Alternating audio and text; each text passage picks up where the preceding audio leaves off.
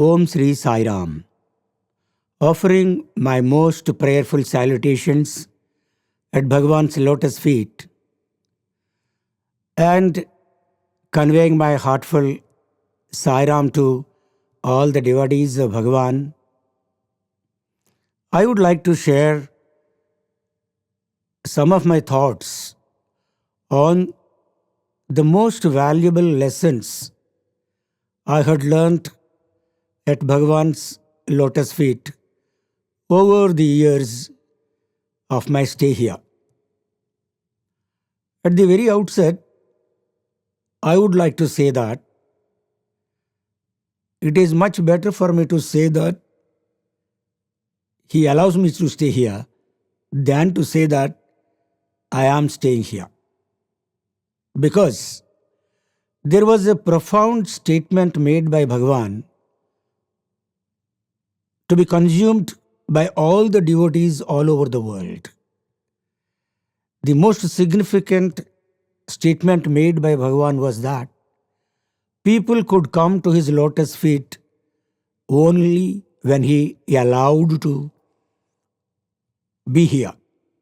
That means people might try, however much you may try, but until and unless Bhagavan willed it, it was probably never possible for somebody to reach his lotus feet.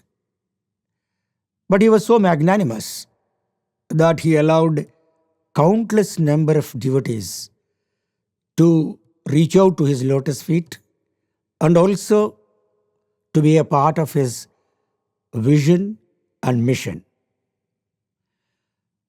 In the year 1979, when Bhagavan started a degree college at Prasanthi Nilayam, Sri Sathya Sai Art, Science and Commerce College, I was blessed with the golden opportunity to be an instrument in his hands to serve him through the educational institution.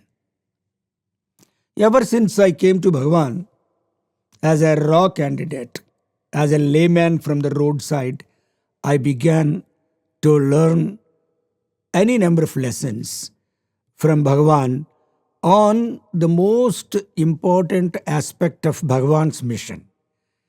Bhagavan's mission was, according to me, the most important message he prioritized was to convey the purpose of life to all his devotees.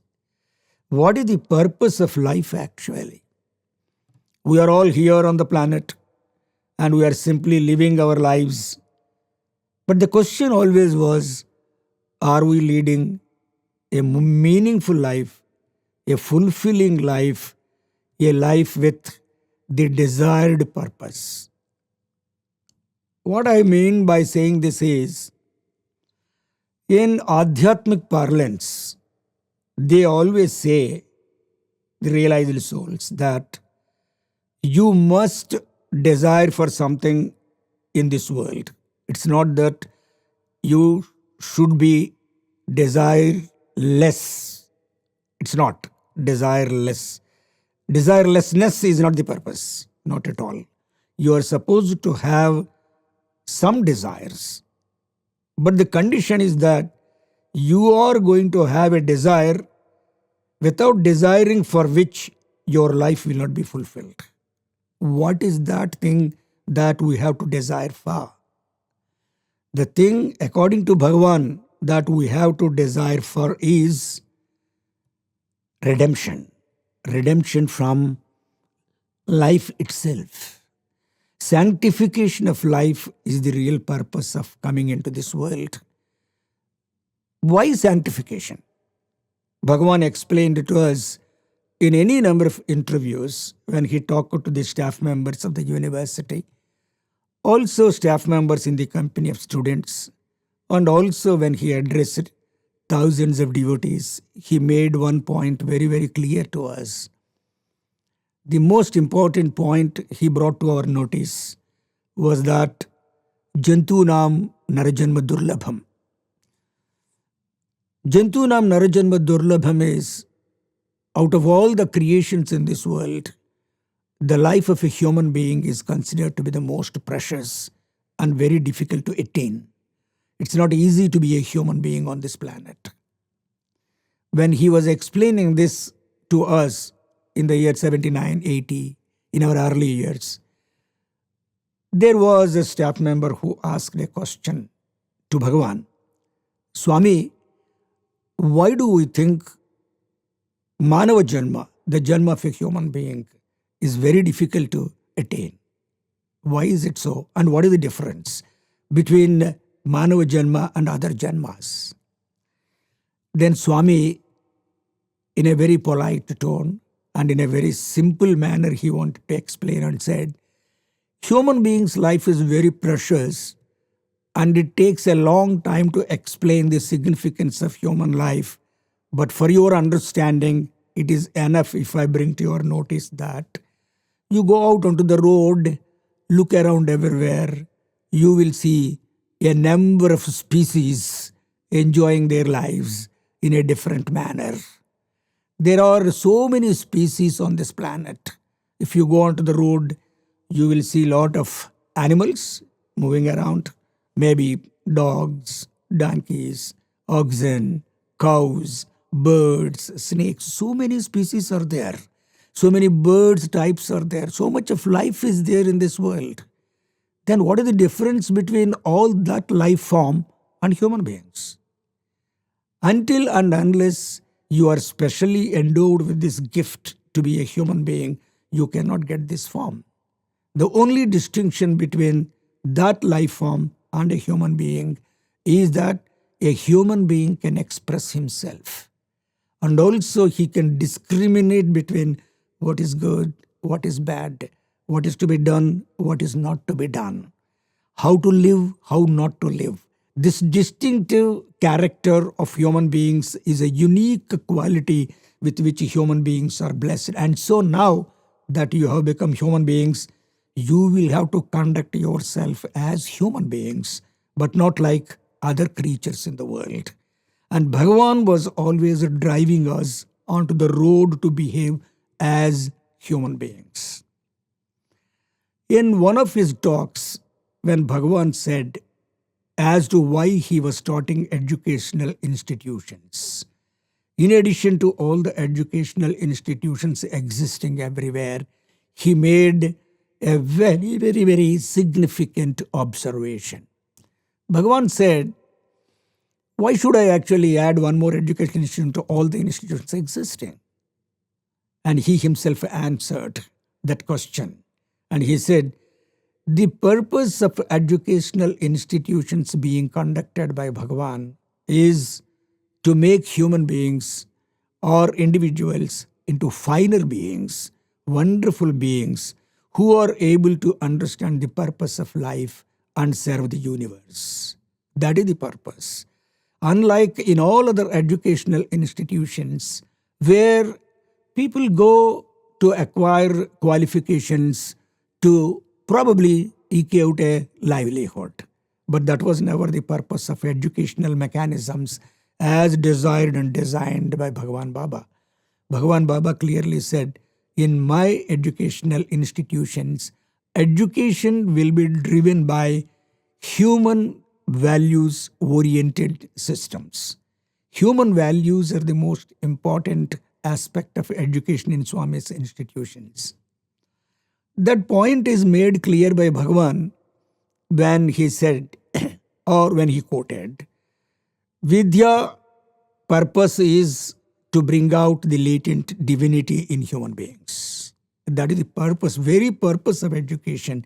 In India, through Vedas, Upanishads, Itihasas, and also extensively produced literature in the name of Satakas, and so many books rendered by great scholars, it has always been brought to our notice that the purpose of education is to see to it that every person develops a wonderful character. That's why Bhagavan said, the end of education is character. And if you don't have character, that education is a big waste of time. And through education, You are supposed to become a human being and understand the purpose that you are there to serve the society. When I say serve, I am reminded of a wonderful observation made by Swami. Swami himself made an observation once saying that when we worship him as God, Swami, you are God, you are our master. He immediately said, "No, Bangaru, I am your servant. I have come here to serve you." That was really a shocking revelation. He says, "I don't expect anything from you but to transform you into good human beings so that you actually see to it that your own life is sanctified." What does it mean by life sanctification actually? In this context, Bhagavan gave a wonderful answer to this doubt that lurks in our minds. The purpose of life. What is life? And why life is like this, and what should be the end of its purpose? Swami quoted Shankara Bhagavat Padalu, Shankaracharya, and he said, what did he say? He made one statement, Janma Dukkham Jara Dukkham. This statement Swami made to us, and immediately he explained to us and saying, life is full of sorrow, life is full of problems. You think there is pleasure in life, but you hardly realize that there is no much pleasure in life. Life is a bundle of problems from beginning to the end. While explaining this point to us, he said, out of 24 hours in a day, 23 hours, 59 minutes, 59 seconds, it is pain. And only 1 second, it is pleasure.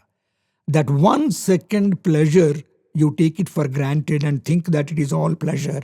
And you go on pursuing that pleasure, considering it as something permanent, it is going to be with you. It's not like that. It's not true. In one's life, pleasure is always a very, very, very brief interval. It's a brief interval. And the rest of the time is all pain. And he said, look at all the individuals in the society. Whatever they do, they get pleasure only for a bit of a time. All the other time, it's not there. It's absent there.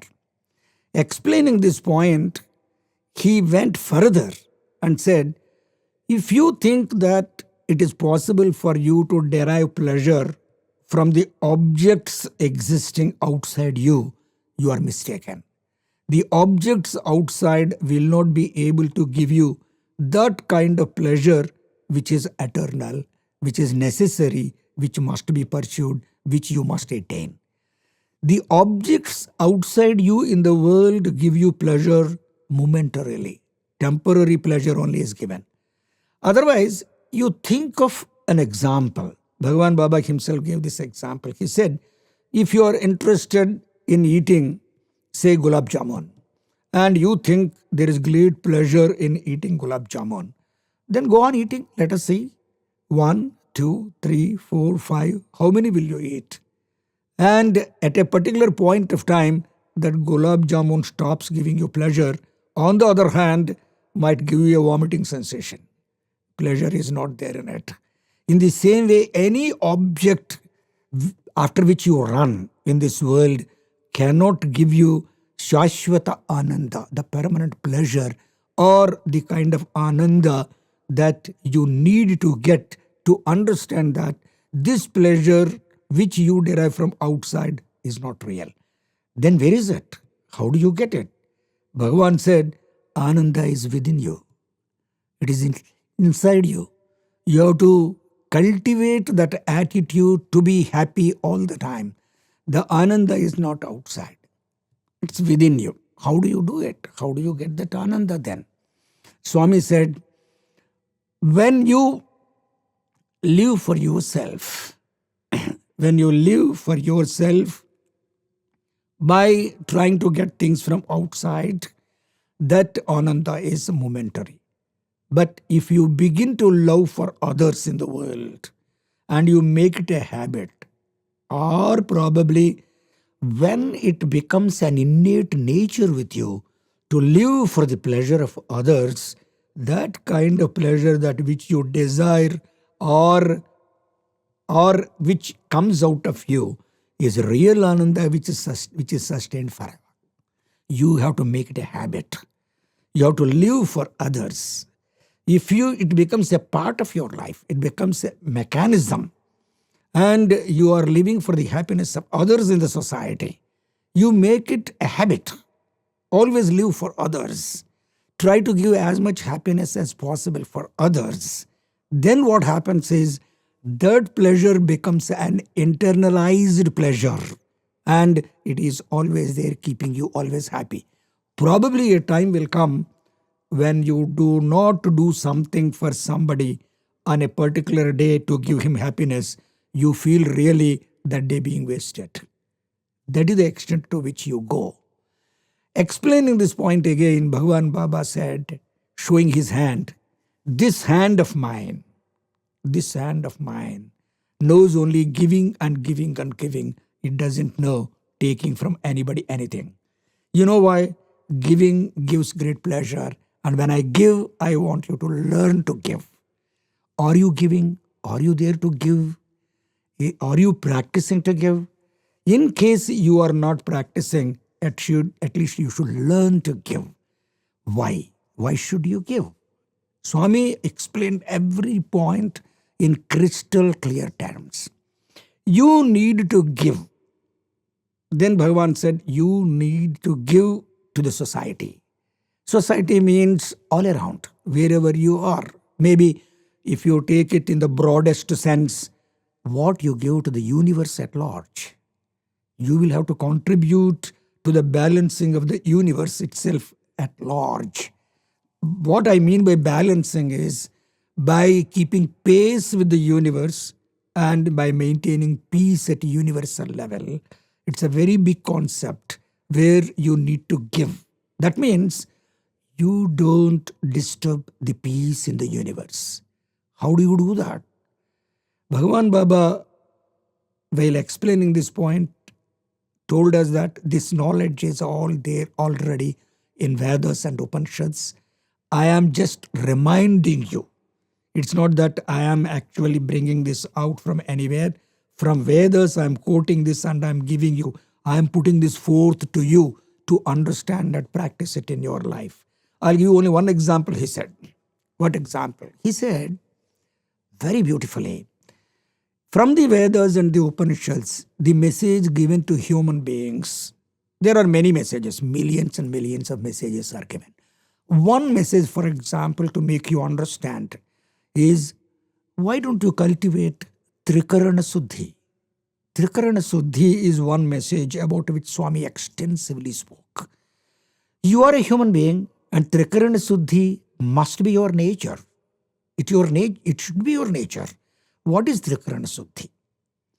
While explaining this point again, Swami said, Manasyekam, Vachasyekam, Karmanyekam, Mahatmanam.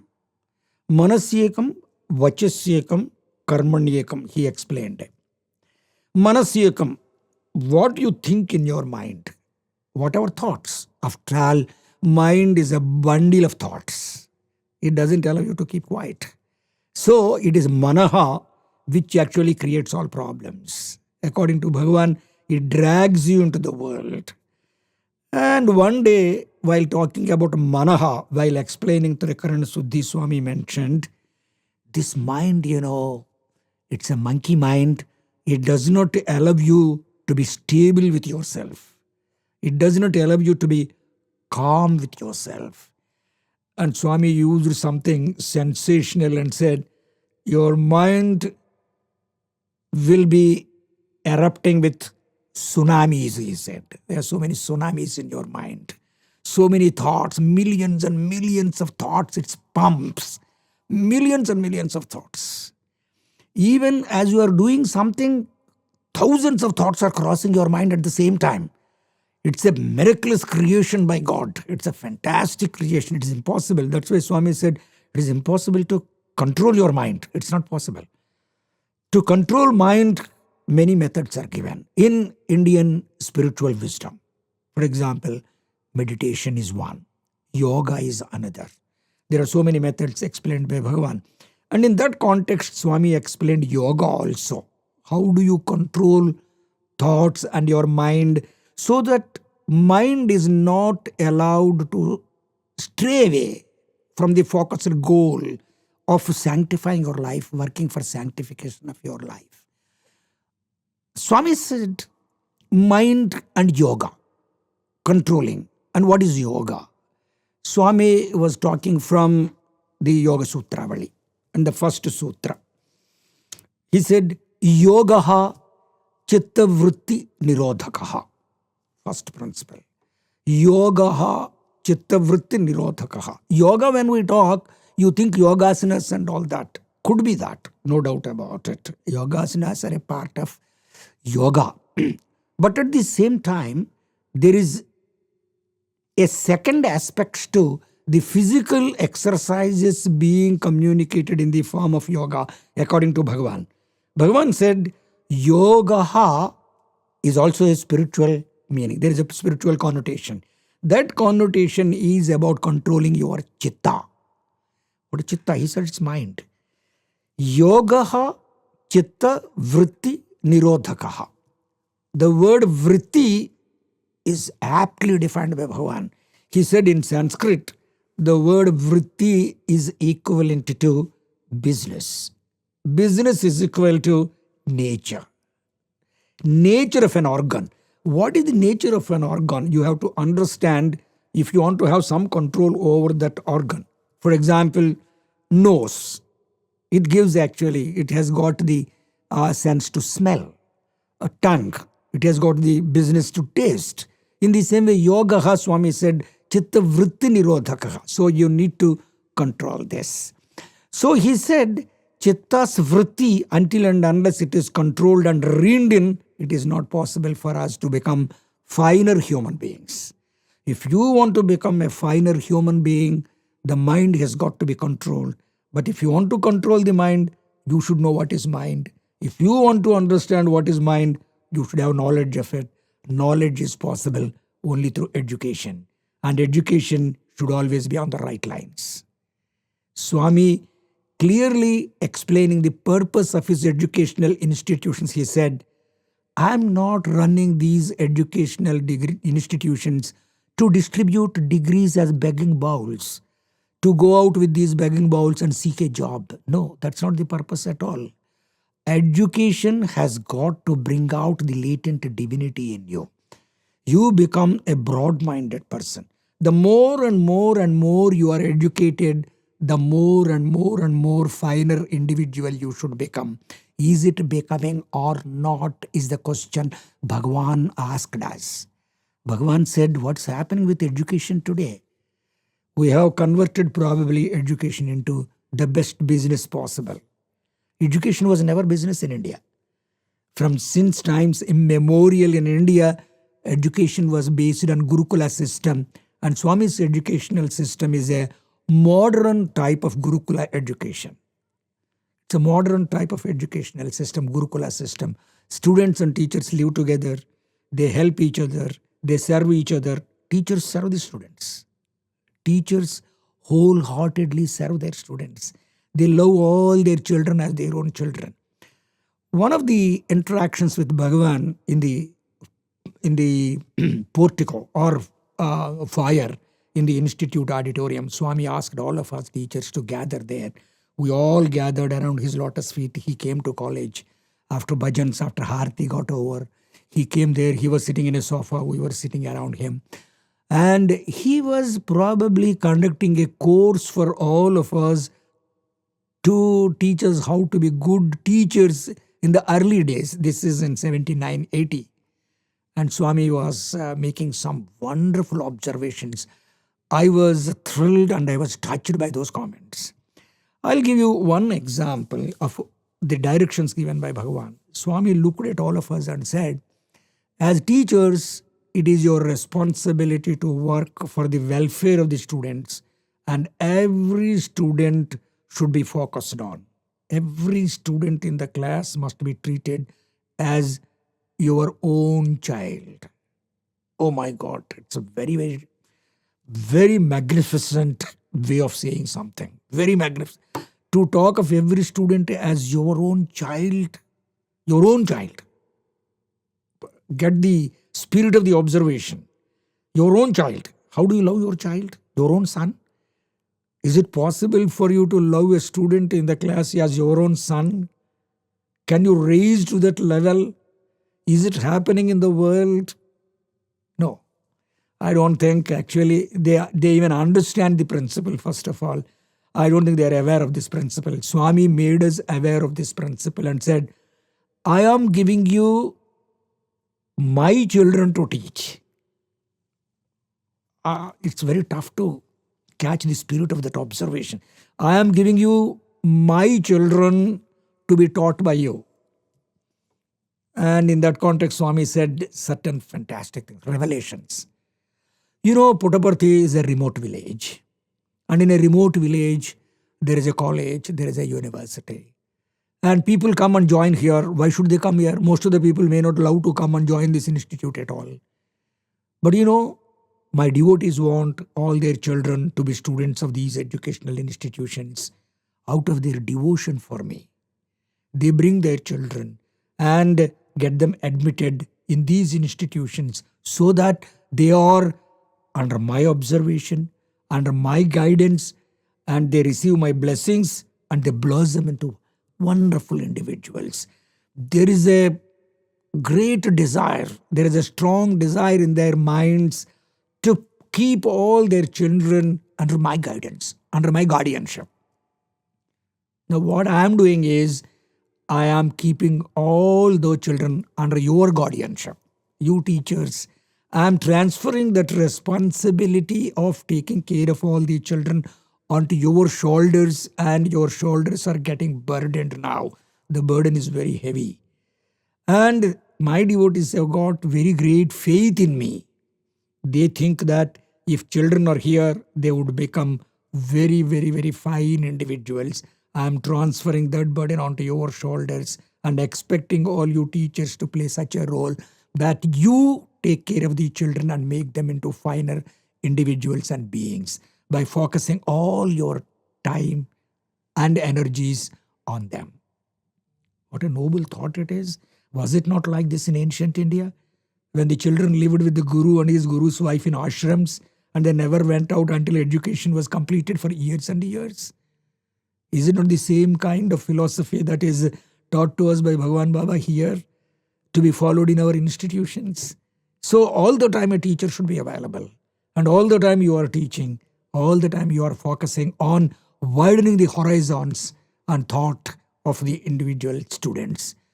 And you, as much as you focus on your own child, is it possible for you to focus on others' children also? Are you not supposed to do it? Should you not do it according to Bhagavan Baba? And he told us, clearly he gave us this message and said, I want you to love all these children who are in the institute as your own children and teach them. If you do not do that, he gave us a warning in those days. He said, if you do not love all these children as your own children, and you do not teach them wholeheartedly, and you don't pay much attention to them, God will not pay much attention to you. You should be careful. Only when you perform your dharma, God will also perform his dharma. How much you love your children, you must love others' children also. There should be no distinction in educational institutions between your children, your own children, and the children of others who come to be educated under your guidance. That means broadening one's mind, broadening your vision, broadening your thinking was the substance of educational system with Bhagavan Baba. So he was guiding teachers every week. He was coming and talking to us, and he was asking us, focus more and more and more on students. And your focus must be more on a weak student. Just as a mother's love is more on a weaker child compared to a stronger child. In the same way, a teacher should focus more on a weaker child, spend more time more energies and see to it that child also picks up and becomes a wonderful individual. And all this to be done without any expectations in turn. Spiritualized mechanism of offering education was the central focal point of Bhagavan Baba's educational institutions. Under his guidance, these institutions have been doing this job for quite a long time. And we are very fortunate because we were directly guided by Bhagavan. He gave us guidance and he was available to us all the time. Not only that, he was asking us to do our jobs, but he was also putting across to us a very powerful message. That message was sanctification of your life by doing your karma in the right manner. Whatever work is given to you, it is to be understood as a spiritual task. This has been the heritage of India. In India, since times immemorial, we know through Vedas and Upanishads and all the spiritual literature available to us, only one point was focused on as far as life of human beings is concerned. That is sanctification of life. Liberating yourself from life and death. How is this possible? Bhagavan Baba said it is possible only through sanctifying all your actions by offering all your actions at the lotus feet of the Lord. And you cannot do whatever you want and offer it at his lotus feet. All your actions have got to be spiritualized. Are you really with such a spirit entering into all actions or not is the most important task. But we are very fortunate. We are very fortunate because the divine incarnation itself was with us, guiding us. We are very fortunate. We could really reach out. We could reach by his grace. I don't say we reached there on our own. We are very fortunate that he allowed us to be with him. Continues to allow us to be with him. That's why Bhagavan Baba said, until and unless I allow you, you cannot come anywhere near me. And you won't be a fit instrument in my hands. It is his grace that we are all chosen. We are here to serve his lotus feet. Now, education being the most important instrument in the process of enlightening individuals, Swami chose this path to cultivate enlightenment in all the human beings so that they sanctify their lives. But at the same time, until and unless you are given this training from very childhood, it is not possible for you to cultivate. So he started actually a primary school, a higher secondary school, and also the university. And hand-picked people were brought here. They were given the task to perform the duty of teaching. But at the same time, teachers who were from the outside world needed a lot of guidance by Bhagavan. And so relentlessly Bhagavan went on giving his guidance. His guidance was so very continuous, people would probably be shocked when they come to know that Bhagavan never rested actually. There was nothing like resting for him. He was all the time working. I'll give you some kind of an example whereby you will be surprised. One day, I believe Bhagavan was in his chamber and devotees were waiting outside, and it was hot summer. People were all sitting in summer heat, exposed to heat for a very long time, and Swami was delaying darshan. And when the people who were close to him inquired as to why devotees were waiting, Bhagavan was delaying darshan, they came to know that Swami was running very high temperature. Swami was running very high temperature always meant he actually took somebody's favor on him. Some devotee was suffering and it was his normal grace. It was his normal grace.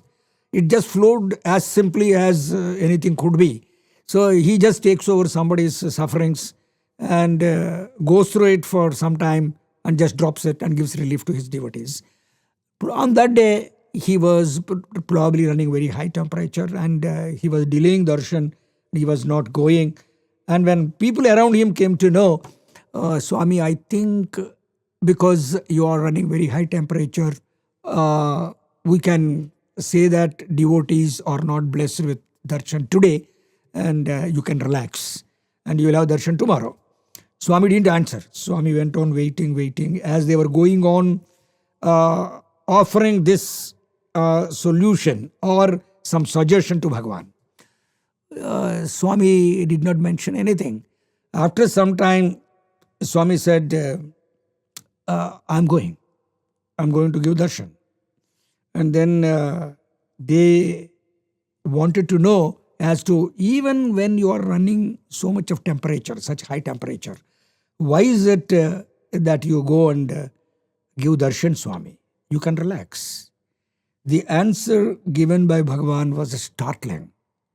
He said, how can I fail my devotees in having darshan as they were sitting there waiting for my darshan for such a very long time? It is my responsibility to go and give darshan. Swami was always more concerned about the devotees and their contentment to fulfill their desires than anything else, though he was in human form. In human form, even as he was going through fever, temperature, anything, his most important concern was to go, give darshan, and discharge his responsibilities. Even as late as in 1980s, 1990s, when we were all here and we were having college work, we come back from college at 3 o'clock and we need to go for darshan, and it is summertime, especially February, March time. It is scorching sun, it's very hot. And we come back from college, and as we were trying to have a cup of tea and gather for darshan, suddenly there would be music in mandir. That means Swami was coming out to give darshan. It's very hot it is. And then we rush, immediately run. And it was on the sands of Prasanthi precincts where people were sitting. And the sand was very hot in those days. Even then people used to sit with their mats spread everywhere. And they sit on that and wait for darshan. And Swami comes out and gives darshan around 3:30. And it was very hot. Suddenly people rush and all that. And how is it that he aspires so much to give darshan, interact with devotees? And his love for devotees was so much that he never cared for the heat. He came, he sat there, and his concern was so much to give and give and give and give as much as possible. And when he sat on his throne, and after some time suddenly he leans forward, then you find suddenly his robe was actually wet with sweat. He was sweating, but he was sitting there. Because his concern was always to give as much joy as possible to devotees. To give and to give and to give and to give. That was his nature. And the intention probably was, this is our understanding. We people used to discuss a lot of things as devotees sitting there in the institute, teachers. How come Swami conducts like this? And then in our thoughts, in our discussions, we could really understand to some extent the thought.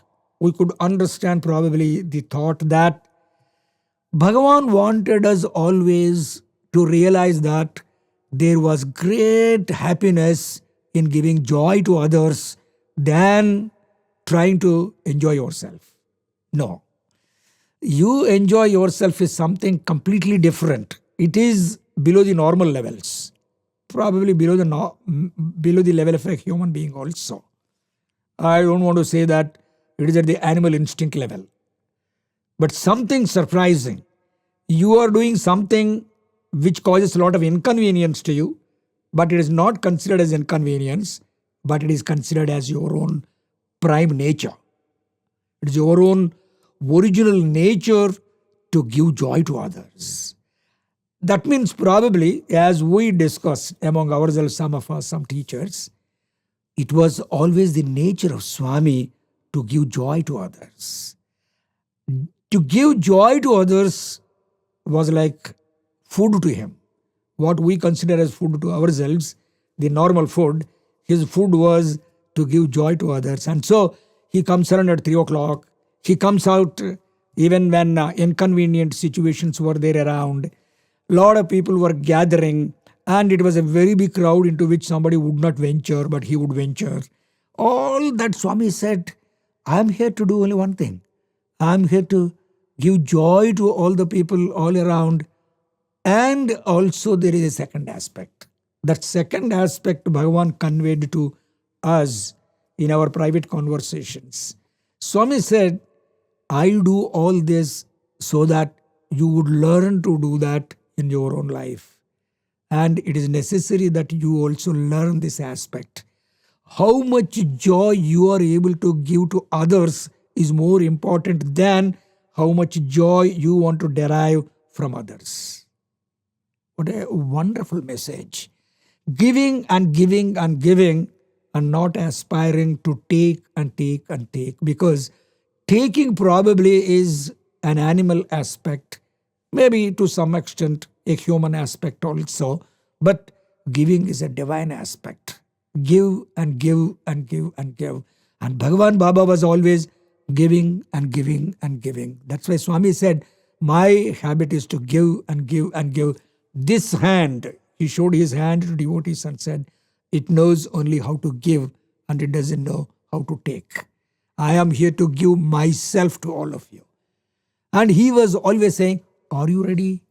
Are you ready to give yourself to others? Why? Why actually you need to give yourself to others? Because sanctification of life is the very purpose of life actually. Life has got to be sanctified. You come into this world according to scriptures. According to scriptures as explained by divine incarnations, as explained by realized souls. Because of some karma, you come into this world. You have to go through that karma. And Swami said, life is a burden, whether you like it or not. Life in any form is a burden, but life is a burden in a human form in a different way. There is a difference. In other forms of life, according to Bhagavan, there is no awareness of life, and the burden is carried in a different way. But in a human form, there is a possibility to understand the burden of life and to get rid of life. That's why how to accomplish moksha, how to accomplish that stage is the most important. That is possible only when you live a life of sanctity, complete sanctity, and you spend all your time in the service of others. And Swami quoted. Swami gave us a quotation from the scriptures. He said, when you give your life to others, when it becomes a second nature to your life itself, your life will automatically get sanctified and there is no punarjanma, janma rahitya. You have to move towards janma rahitya. Why? Life, whether you like it or not, is full of problems. That's why you have life, but it is a different kind of life as explained through the wonderful statement, Jantunam Narajanma Durlabham. It is impossible to be a human being. It's very difficult actually. There are so many life forms. Out of all the life forms, going through all that, when you attain the human life, how to get rid of life itself, not to be born again. For that, you have to lead a totally different kind of life where you serve the universe with a kind of total detachment without any expectations. And Bhagavan was explaining to us by giving us hundreds of examples of saints and sages and seers, so many people, especially in India. This land, Swami has got special relationship with this land, though he is universal. He loved this land. In fact, one day while talking, he asked a question. Why is it that you find all incarnations appearing only in India? All incarnations appear only in India. Why? Then he explained, and he said, this is actually Dharma Bhumi, Karma Bhumi, Yoga Bhumi, Yaga Bhumi. This is not an ordinary land. This land of Bharat is the most sanctified land where actually Bhagavan blessed us with Vedas, Upanishads, Itihasas, literature and morality, so many Satakas, so many things, so much of literature. No human being be able to consume all this literature in one lifetime. So much literature is available. And when you look at India, as explained by Bhagavan, take from Kashmir to Kerala, from Gujarat to on the other side, Bengal.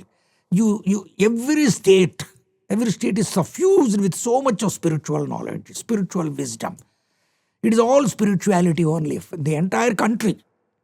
And all these people, they are blessed with being a part of this sanctified land.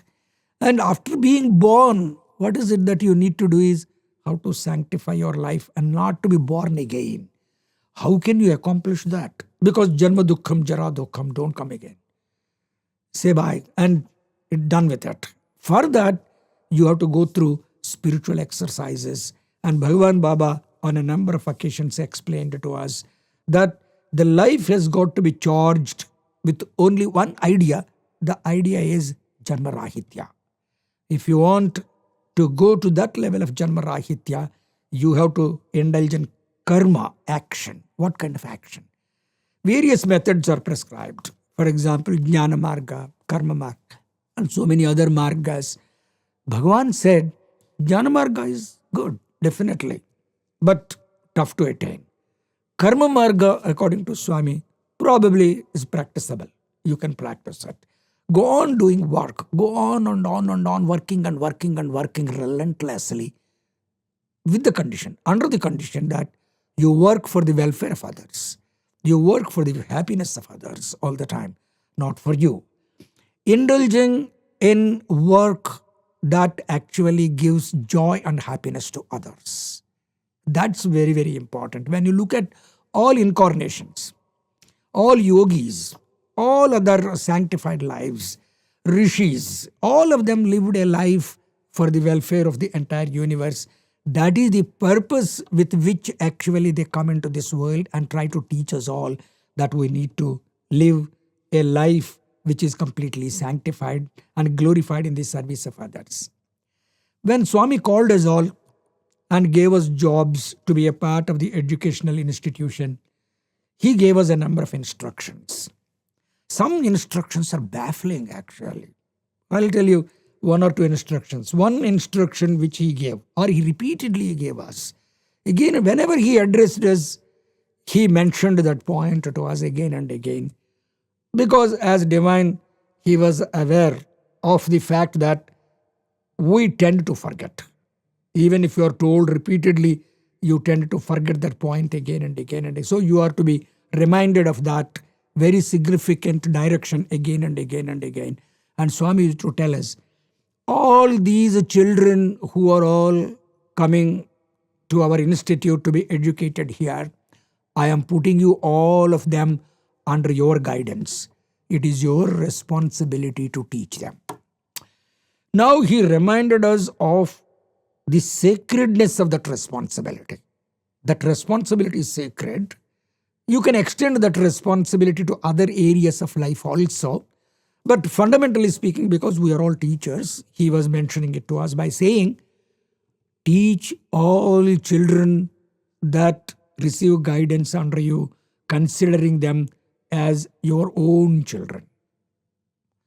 Your own children. It's a very tall demand. It's a very tough demand. It's a very tough task. Can you really sit in a classroom and consider all your students as your own children? And Swami defined, when he said your own children, he made two observations while talking to us. He said, there are different kinds of putras, children. One kind is called Kama Putras, And there is another kind called Premaputras. Kamaputras, they are born out of your desire. Premaputras are blessed. They are given to you by God. They are all your children. That's why in ancient India, Swami quoted in Gurukula, the Guru and the Guru Patni considered all children as their own children. They lived with them in the Gurukula. Any number of children lived there. They received enormous love, indescribable love from Guru and Guru Patni. They were treated as their own children with so much of love, with so much of affection. They were taken care of, and education was imparted to them. Until and unless Guru certified, education was never over. That's a different story. But how much they loved. And Swami wanted us to follow the same kind of philosophy here. And he said, I am giving you my children to you. Very profound statements these are. People must pay attention to every word that Swami uttered. Swami said, all these children who are here are my children. Now I am putting all my children under your guidance. Now the most important point Swami made to us was, when you do injustice to your own child, maybe it's pardonable. But when you do injustice to the children of others, it is unpardonable crime. So better be aware of the fact that other children are not other children, but they are your own children. There is the philosophy of India. Actually, the spiritual wealth of India declares to the Guru that all children are his own children and he should love them.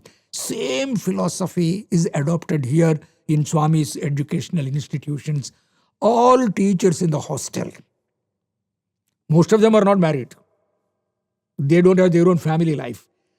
Their family is all the children who are with them in the hostel. And even for those teachers who are around here, they have their own families. But when they go out, there is only one family to them. That is their own students in the college. They know other family. So how much attention you are paying to all the children in the class, and how you consider them all as your own children and impart education to them. It has been the tradition of India, the spiritual wisdom of India. Gurus did it, you do the same thing, because this educational institution is founded by none other than God incarnate himself. Out of great love, God incarnated here, and he always said to devotees also, Prem Divyatma Swarup Lara. He called all of them Divyatma Swarupas. All individuals who arrived, who reached out to Swami, they are all loved with so much of love, affection, that he became father and mother and everything to everyone who reached out to him. This is indescribable saga of love. Love and love and love. That is life with Bhagavan Baba. So, Swami, as himself declared as incarnation of love, he wanted all people around him to be instruments of love. So, we received that message, luckily, by his grace, and we started functioning on those lines. Now, Bhagavan Baba was focusing on various other aspects of development also. What he wanted people was to be useful to the society. To be useful to the society means you have to indulge in service. Service is one important aspect which is a part of the entire educational curriculum at Prasanthi Nilayam. So Bhagavan Baba himself was serving people. He was serving himself. A lot of people are called. They are offered different kinds of services. Three important aspects on which Bhagavan focused. Startling kind of areas. Nobody would ever venture into these areas, I think, because all these three areas are a kind of areas where people could mint money. You can make a lot of money and become multimillionaires. But Bhagavan Baba said, I will show you what kind of service is to be offered and how service is to be offered. The three areas are highly expensive areas as well. Highly expensive means, a human effort is there. lot of effort to be put into it. Day and night people will have to work. And then lot of money to be pumped into it. Lot of efforts to be pumped, lot of human resources to be gathered. It's not possible for anybody probably to do it. It's possible only for Bhagavan Baba. How he conceived these, only he alone can explain. For example, he thought of education, he thought of water supply, and also he thought of medical attention. 3 vital areas of human life. The contribution of Bhagavan Baba is immeasurable. No one can calculate it. No one can understand it. How Swami made it possible, he alone knows. When we talk about education, he established educational institutions, I don't say across India, across the world. Across the world, Sri Sathya Sai centers of service and Sri Sathya Sai organizations all over the world have got so many educational institutions set up across the globe, where education is offered free with an idea to cultivate human qualities in beings. The idea is to mold their character, mold their minds, mold their hearts, and make them into wonderful human beings who would be of immense value to service to the world at large. Swami's educational institutions are offering such service, it is probably impossible for somebody to describe its impact. It's impossible. There's so many people. Today already, the children who are produced by Sri Sathya Sai educational institutions for the past 6 or 7 decades or more than that, they are spread all over the world and they are serving the world in various capacities, and that cannot be valued. It's impossible for somebody to calculate. They are assets to the entire world and they are a part of divine mission. And probably causing great spiritual strength to the universe. It charges the universe. Their services charge the universe with so much of spiritual value. The world will be sustained by their services because of their honesty, because of their integrity, because of their commitment, because of their love for humanity. These are values which cannot be described by anybody. There are millions of people today on Swami's path, and they're all offering so much of service to the universe. I don't hesitate in saying that the universe is sustained by the services of all these people, because the universe is pleased, it's happy with the services of these people, and it is charged with spiritual strength. That is one thing. Second thing is, I need not say much about the water projects of Bhagavan Baba. Rayalaseema itself is the finest example where water reaches out to every threshold of millions and millions of people. Bhagavan, how he visualized, how he actually undertook this project, how it is materialized is a very big story. It's a very, very, very big story wherein Bhagavan spent millions and millions and millions, countless amount of money was spent by him. Though the governments were ready to offer, he said, no, I don't want your money, because your money is always with attachments. No attachments, no strings attached. So I am going to execute this project on my own, according to my will. And I will see to it that it reaches out to each and every thirsty soul. That's how this project is executed, which gives water solace to millions and millions and millions of people. Indescribable. It's not done. In independent India, I don't think ever anybody undertook such a project and did it. That shows Bhagavan's love for the humanity. That is another project. The medical attention being paid is indescribable, where we have unbelievable medical services being offered with no charges at all.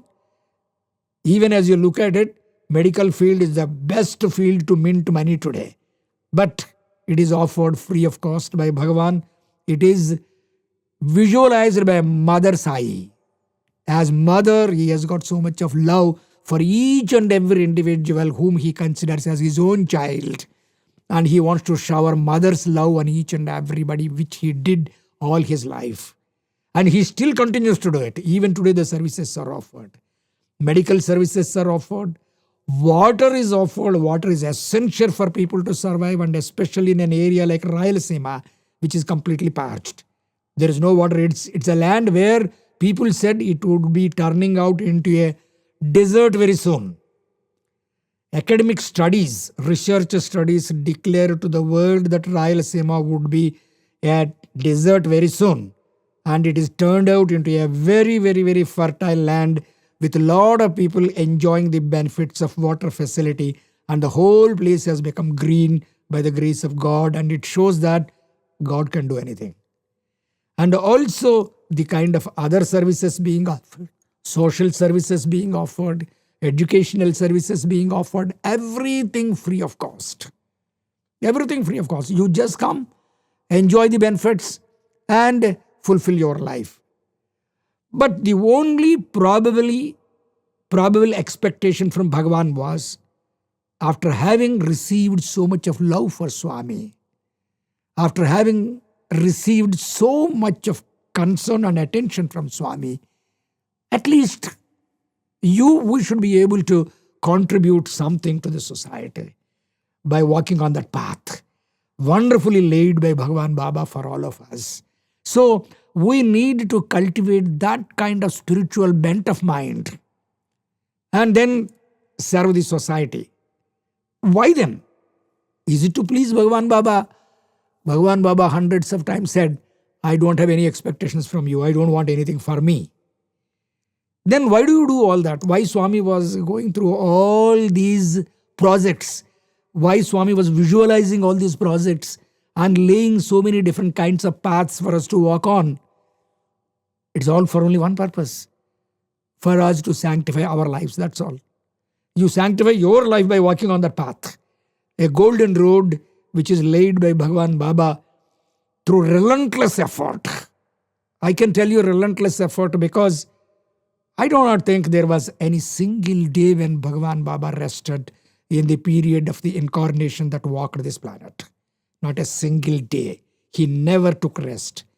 And he declared on many occasions, resting is nothing but rusting. No rest at all. Then what do? Change your work is rest. His definition is that. You are tired of doing some work, change into some other work. Keep on working and working and working and working. As long as you are working, you are spiritually charged and you are contributing something to the universe, to the world.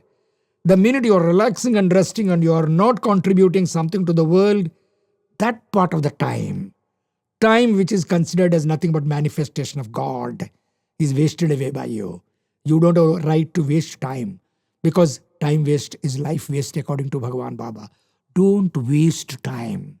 Time is the most precious gift in one's life. Every second of time must be used. And if it is used in the service of others, it is much better than serving your own self. So, maximum time serving others all the time. Bhagavan Baba once made a wonderful comment, wonderful observation to all of us. I consider it as a direction given to all of us teachers. He looked at all of us in our private conversation and said, whenever your help is required somewhere, whenever some attention is required, your attention at any place, Swami said, if it were midnight, 12 o'clock, jump out of your bed, rush immediately and offer that help. You know why? If you don't jump out of your bed and offer that, somebody will grab that opportunity and utilize it, and he would win great punya out of it, which you are losing. Don't lose that opportunity. Always be ready to serve 24 hours the society, because society is nothing but a manifestation of God. Society is God. Serving society is serving God. So, service and service and service and service. This is the most important message given by Swami. Serving society is serving God.